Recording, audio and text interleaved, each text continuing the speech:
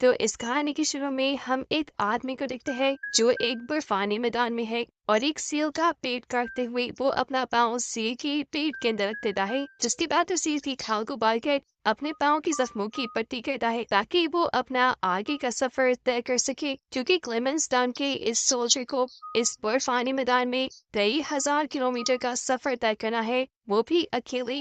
Race scene का ठोकर past में जाता है जहाँ से हमें क्लेमेंस की कहानी सुनाई जाएगी। ये वक्त है 1945 का। क्लेमेंस एक जर्मन सोल्जर है और मालूम हुआ है कि जंग के दौरान क्लेमेंस और उनके साथियों को रशियन सोल्जर्स ने पकड़ लिया है और अब वो इन्हें अपना कैदी बनाकर रखेंगे। सभी जर्मन सोल्जर्स को 25 साल की सजा सुनाई जाती है, जो इन्हें इस जगह से करीबन 10,000 किलोमीटर दूर एक बर्फानी जगह पर काटनी थी। ये जगह एक जेल थी, एक ऐसी अजीब जेल जिसका ना तो कोई दरवाजा था और ना ही कोई दीवार, लेकिन फिर भी यहाँ से कोई भाग नहीं सकता था क्योंकि बगैर खाना और पानी के 10,000 किलोमीटर का सफर तय करना, वो भी एक बर्फानी इलाके में, बिल्कुल इम्पॉसिबल था। यहाँ पे रहने वाले सभी कैदी ये बात जानते थे कि अगर जेल से निकले तो वैसे ही मर जाएंगे, इसलिए इन्हें जेल में रहकर काम करना ही बेहतर लगता था। गेम पर लेकर जाया जा रहा था। अब क्लेमेंस को जेम्स के साथ बहुत सारे सोल्जर्स और भी थे, 8,000 माइल्स तक। तो इन्हें ट्रेन का सफर करवाया जाता है, जिसके बाद रेलवे लाइन खत्म हो जाती है और इन्हें जेल तक इन्हें 2,000 किलोमीटर पैदल सफर तय करना पड़ता है। इतने वक्त में इन्हें खाने को भी बहुत कम दिया जा रहा था और ठंड भी बहुत ज्यादा थी। इस बर्फानी मैदान में काफी लोग भूख से तो काफी लोग सर्दी से मरते जा रहे थे, लेकिन बाकी कैदियों के पास भी कोई और रास्ता नहीं था सिवाय चलने के। करीब 1.5 साल तक चलने के बाद ये लोग अपनी जेल में पहुंच जाते हैं। याबर माइंस में पहले ही बहुत सारे जर्मन सोल्जर्स काम कर रहे हैं और क्लेमेंस और उसके साथियों को भी इसी माइंस में काम करने के लिए लगा दिया जाता है। काफी सालों की कड़ी मेहनत और रशियन सोल्जर्स की टॉर्चर के बाद जैसे ही लोग अब यहाँ से भागना भी नहीं चाहते, लेकिन अब यहाँ काम करने वाली क्लेमेंस को यकीन था कि एक दिन वो यहाँ से जरूर भाग निकलेगा। उसके पास यहाँ से भागने की वजह थी उसकी वाइफ और बेटी। एक दिन क्लेमेंस को वो काम मिल भी जाता है और वो यहाँ से कोयला ले जाने वाली वैगन के अंदर छुप जाता है। इसमें चढ़ के क्लेमेंस खुश था, उसे लगा कि अब वो बच गया, अब वो अपनी शहर जल्द ही लौट जाएगा। लेकिन उसकी बदकिस्मती की अचानक से वो वैगन रुक गई और उसके सामने आ गया एक रशियन सोल्जर जो उसे अब पकड़ चुका था। सजा के तौर पर क्लेमेंस को ओपन एयर सेल में बंद कर दिया जाता है। सर्दी बहुत ज्यादा थी और रात में होने वाली बारिश ने क्लेमेंस की तबीयत बहुत खराब कर दी थी। सुबह होते ही यहाँ पर वार्डन आता है जो इस जेल से निकाल कर क्लेमेंस के ऊपर कोई टॉर्चर नहीं करता, बस उससे इतना कहता है कि तुम्हारे साथ ही तुम्हारा इंतजार कर रही है। सुकून का सांस लेते ही जैसे ही क्लेमेंट अब माइंड के अंदर किया तो उसे वार्डन की बात समझ आ गई कि तुम्हारे साथ ही तुम्हारा इंतजार कर रही है। यहाँ जेल में मौजूद सत्य सब कहती उसे मारने के लिए हथियार लेकर खड़े हुए थे, क्योंकि उसके भागने के गुस्से में वार्डन ने इन सब का 5 दिन का खाना बंद कर दिया था। बेचारे क्लेमेंट को अनाचार इन सब की मार खानी पड़ती है, जिससे वो बहुत ज्यादा जख्मी हो जाता है। क्लेमेंस को अब एक डॉक्टर के पास लेकर जाया जाता है जो क्लेमेंस का इलाज करता है। होश में आते ही क्लेमेंस डॉक्टर से रिक्वेस्ट करता है, प्लीज प्लीज मेरी वाइफ को एक लेटर लिख दो। लेकिन डॉक्टर बताते हैं कि यहाँ से कोई भी लेटर बाहर नहीं जा सकता। डॉक्टर क्लेमेंट को बताते हैं कि इस जेल के चारों तरफ कोयले की गाड़ी है जिनमें से हर टाइम कार्बन निकलता है जो हमारी बॉडी के ये जहर है, जो जहर आहिस्ता आहिस्ता करके यहाँ पे रहने वाले हर एक इंसान को मार डालेगा। डॉक्टर ही क्लेमेंट को अपनी कहानी सुनाती है और बताती है कि वो भी एक जर्मन सोल्जर थे और यहाँ एक कैदी बनकर ही आए थे। उन्होंने भी यहाँ से भागने की कोशिश की थी, लेकिन अपनी कोशिश में वो नाकाम हो गए, जिसके बाद उन्होंने भी अपनी इस लाइफ को एक्सेप्ट कर लिया। दोबारा 3 महीने उसे ख्याल आया था यहाँ से भागने का, लेकिन जब उसे बात मालूम हुई कि उसे कैंसर है तो तब उसने यहाँ से भागने की सारी ख्वाहिशें खत्म कर दी। लेकिन क्लेमेंट के अंदर भागने का जज्बा देखते हुए वो क्लेमेंट की मदद को राजी हो जाता है। डॉक्टर क्लेमेंट को एक ओवरकोट, खाने का कुछ सामान, एक बंदूक और कुछ गोलियां देता है जो वक्त पड़ने पे उसके काम आ सकती थी। डॉक्टर ने उसे कंपास भी दी थी और यहाँ से बाहर निकलने का रास्ता भी बताया था। उसके बताए रास्ते पे लाद के अंधेरे में क्लेमेंट यहाँ से बाहर निकल जाता है। क्लेमेंट को ये बात मालूम थी कि यहाँ से अपने घर तक जाने के लिए उसे 14,000 किलोमीटर का सफर तय करना होगा।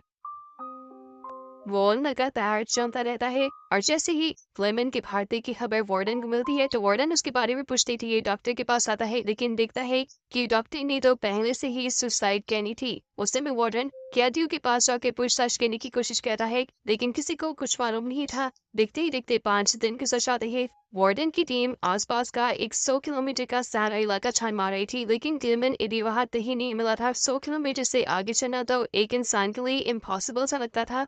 रिसर्च टीम वार्डन से कहती है हमें लगता है कि क्लेमेन मर गया होगा लेकिन वार्डन जानता था कि क्लेमेन बहुत स्ट्रांग है। इतनी जल्दी वो मरने या हार मानने वाला नहीं। सिंकट होकर दिखाया जाता है कि गेमस को भागे हुए आज 15 दिन गुजर चुके हैं। गेमस के पास जो खाना था वो भी खत्म हो चुका है और उसकी चारों तरफ सिर्फ बर्फ ही बर्फ है। जेल से तो वो काफी दूर निकल आए हैं लेकिन इतनी ठंड में सर्वाइव करना उसके लिए मुश्किल हो रहा है। उसके अंदर इतनी भी ताकत नहीं है कि वो अगला कदम भी बढ़ा सके, इसीलिए वो बर्फ में ले जाता है। गेमस को यही करीब एक सिल दिखाई देती है जिसे देखते ही वो अपनी पिस्टल निकाल लेता है। वो इस सीन का शिकार करना चाहता था लेकिन कांपते हाथों के साथ उसका निशाना चूक जाता है और खतरे का अंदाजा होने पर सील अपनी जान बचाकर वहां से भाग लेती है। केमन जिसे अब जिंदा रहने की एक छोटी सी उम्मीद मिली थी वो इस उम्मीद को नहीं छोड़ना चाहता था।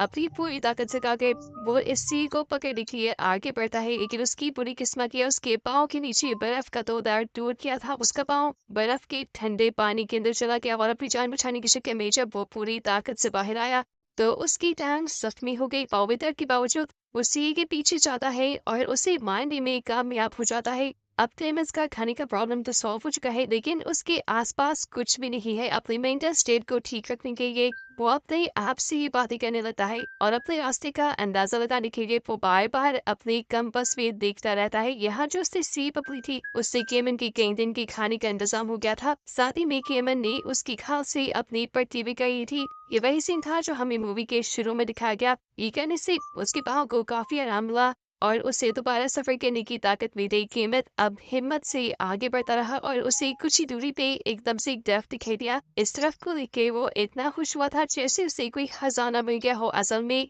ऐसी बर्फानी जगह में दरख्त का बनना एक पॉजिटिव इंडिकेटर था।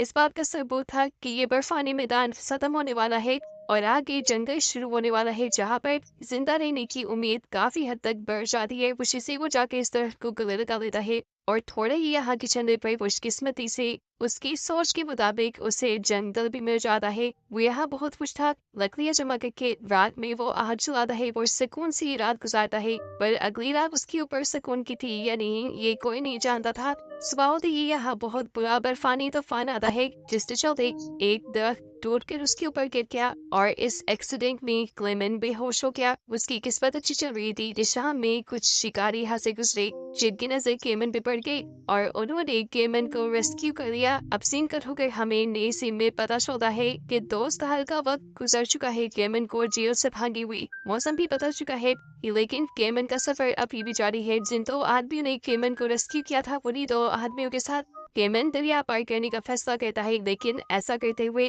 दरिया में भी तूफान आ चुका था। पानी का बहाव इतना ज्यादा था कि इन्हें अपनी बोट को कंट्रोल करना मुश्किल हो रहा था। ऐसे में एक आदमी बैलेंस बिगड़ने की वजह से पानी में डूब गया। उसे बचाने के लिए केमन ने अपनी जान पे खेलते हुए पानी में जम गई थी और उससे बचा के बाहर ले आया लेकिन बाहर आते ही इन्होंने देखा गेम का तीसरा साथी वो बहुत खुदगर्ज था। वो इन दोनों का सारा सामान लिए अकेले ही दरिया पार कर चुका था क्योंकि उसे लगा था कि वो दोनों मर गए होंगे। उस आदमी ने तो अपने साथी के सारे सोने को भी अपने पास रखने का प्लान कर लिया था और जब उसका साथी और क्लेमन यहाँ पहुंचती है तो उसे लालच में देख के उसी का साथी गोली मार देता है। अब उसे किसी पे भी भरोसा नहीं रहा था। अपने सोने की हिफाजत करने के लिए वो क्लेमन के ऊपर भी हमला करके उसे बर्फ से नीचे फेंक देता है। क्लेमेंस अब बेहोश हो चुका था। उसे जब होश आया तो उसने अपने आप को भेड़ियों से घिरा हुआ पाया। इन भेड़ियों से बचने के लिए क्लेमेंस जल्दी से भागकर दरख्त के ऊपर चढ़ जाता है लेकिन उसकी ये कोशिश नाकाम गई क्योंकि एक भेड़िए ने उसके पाँव पे काट लिया। इससे पहले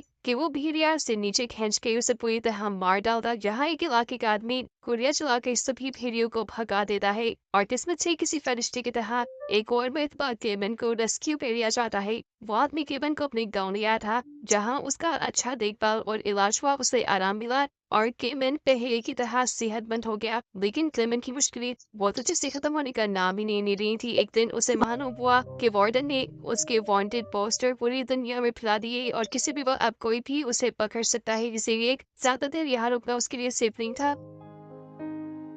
वो अपना सफर शुरू कर देता है और सफर पे जाने से पहले गांव के लोग उसे खाने पीने का सामान, नए कपड़े और एक डॉग देते हैं। क्लेमेंट इनकी दी हुई चीजों से सफर शुरू कर देता है और एक साल बाद फाइनली वो इस बर्फानी इलाके से निकलने में कामयाब हो जाता है। यहाँ भागते हुए उसका डॉग उसे एक फैक्ट्री में ले जाता है। यहाँ पर लोग लकड़ियां काटने का काम करते थे। खाने का वक्त था, ये लोग क्लेमेंट को खाना देते हैं। क्लेमेंट पेट भर के खाना खाता है, जिसके बाद यहाँ का ऑनर उसे बताता है कि उनकी मालगाड़ी उसे अगले शहर तक पहुंचा सकती है। ये जानकर उसे बहुत खुशी हुई। वो खुशी खुशी ट्रेन में बैठ गया, लेकिन उसे नहीं पता था कि ये मेहरबानी उस ऑनर ने की क्यों थी। असल में वो क्लेमेंट के वांटेड पोस्टर देख चुका था। उसने एक प्लान के मुताबिक क्लेमेंट को अपनी ट्रेन में बिठा दिया और वार्डन को खबर कर दी। ऐसे क्लेमेंट के वहां पहुंचने से पहले ही वार्डन स्टेशन पे उसका इंतजार कर रहे थे। उसे देखते ही क्लेमेंट के होश उड़ गए। इससे पहले कि लोग क्लेमेंट को पकड़ के यहाँ से ले जाते, इस टाइम पे क्लेमेंट का डॉग उसकी मदद करता है और वार्डन के ऊपर हमला करके क्लेमेंट को भागने का मौका दे देता है।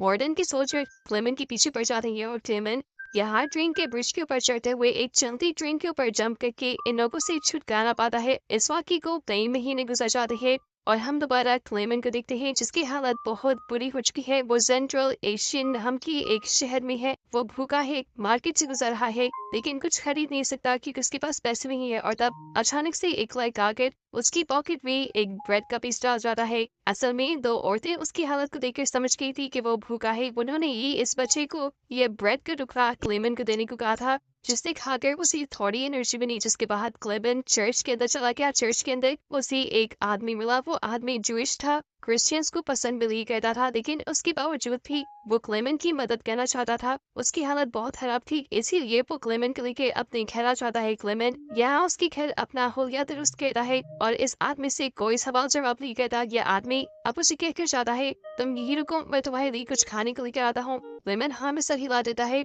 और वो आदमी वहां से चला जाता है। आदमी जब घर वापस आया तो क्लेमेंट वहां कहीं नहीं था। उसे जल्दी से जाके चर्च में देखा तो उसे वहां क्लेमेंट मिल गया। उस आदमी की सवालिया नजरिया क्लेमेंट से पूछ रही थी, क्या है तुम यहाँ क्या कर रही हो? वो जिस पे क्लेमेंट जवाब देता है, मुझे अब किसी पे भरोसा नहीं रहा। मैं जानता हूँ कि तुमने भी मेरे वांटेड पोस्टर देखी है और तुम भी मुझे वार्डन के हवाले करना चाहते हो। जिस पे वो जूश आदमी कोई सवाल जवाब नहीं करता और उसे एक पासपोर्ट पकड़ा देता है, जिसकी देखते क्लेमेंट उसी के जैसे आदमी की एक तस्वीर लिखी थी। क्लेमेंट अभी भी हैरान था कि ये आदमी उसकी क्यों मदद कर रहा है, लेकिन खैर वो उससे अपना पासपोर्ट और पास लेके उसका शुक्रिया अदा करते हुए यहाँ से निकल जाता है। अब वो अपनी मंजिल के बहुत करीब था। उसका सफर खत्म होने वाला था। उसे बस रशिया और जर्मनी के बॉर्डर तक जाना था। पास भी उसके पास था। वो एक वैन में लिफ्ट ले लेता है जो उसका काफी सारा सफर आसान कर देती है, लेकिन आगे सड़क खराब होने की वजह से क्लेमेंट को दोबारा पैदल चलना पड़ा। क्लेमेंट यहाँ स्टाफ के पास जाके स्टाफ को अपना पास दिखाता है। पास चेक करवाते हुए क्लेमेंट थोड़ा घबरा रहा था कि कहीं यह आदमी उसे पहचान न ले, लेकिन ऐसा कुछ नहीं हुआ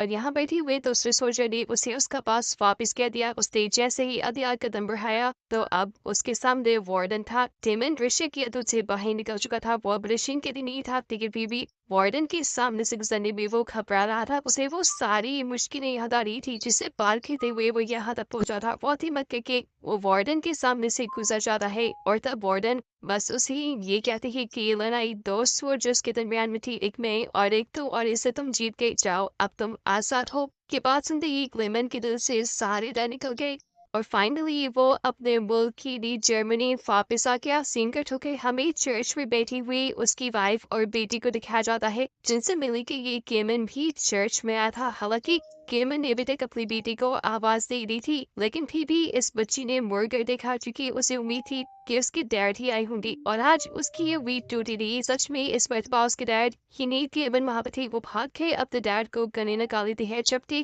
क्लेमेंट की वाइफ भी उसे यहाँ पर देखकर बहुत ज्यादा खुश थी। क्लेमेंट भी इन दोनों के प्यार में इनके पास साढ़े 7 साल की मुश्किलें काट कर लंबा सफर तय कर गया था और अब उसे अपनी आधी खिलाई अपनी बीवी और बेटी के साथ हंसी खुशी गुजारनी थी, जिनको दिखाते हुए क्लेमेंट की ये सच्ची कहानी यहाँ खत्म हो जाती है।